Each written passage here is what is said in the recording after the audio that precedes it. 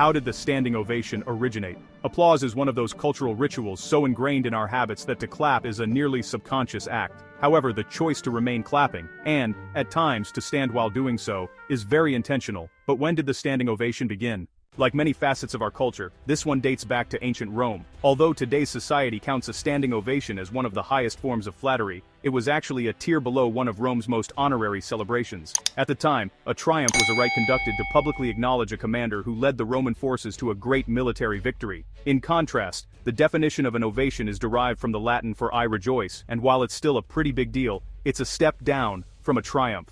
A ceremony attending the entering of Rome by a general who had won a victory of less importance than that for which a triumph was granted. Fast forward a few centuries or so, and standing ovations are solidified in modern culture. In a 2003 op-ed piece for the New York Times, Jesse McKinley supposed that standing ovations became associated with theater around the 17th century, but noted that many historians cite the origin to the years following World War II. In fact, there's even a fantastically named theory to support this claim. According to McKinley, American musical scholar Ethan Mordden came up with the Big Lady theory. In productions around the 1950s, My Fair Lady is cited as an example. The music left barely any time for the cast to bow during a curtain call.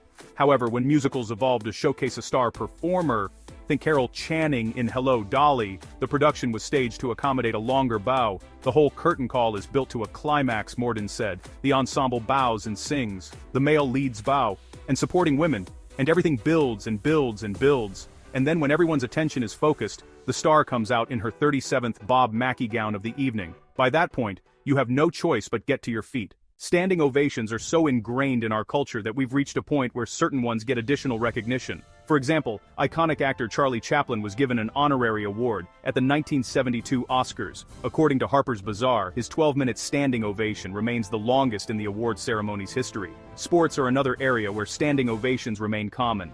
Cal Ripken Jr. is widely reported to have received one of the longest ovations in athletic history. On September 6, 1995, Ripken broke the record for most consecutive games played in Major League Baseball, and the stadium saluted him by standing and cheering for 22 minutes. Despite being honored by thousands that day, Ripken remains modest about the applause.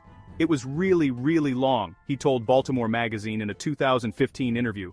"I was embarrassed because you don't stop a game in the middle. Pitchers are warming up, players have a rhythm. So I was like, I'll celebrate afterward as much as you guys want, but let's get this game going."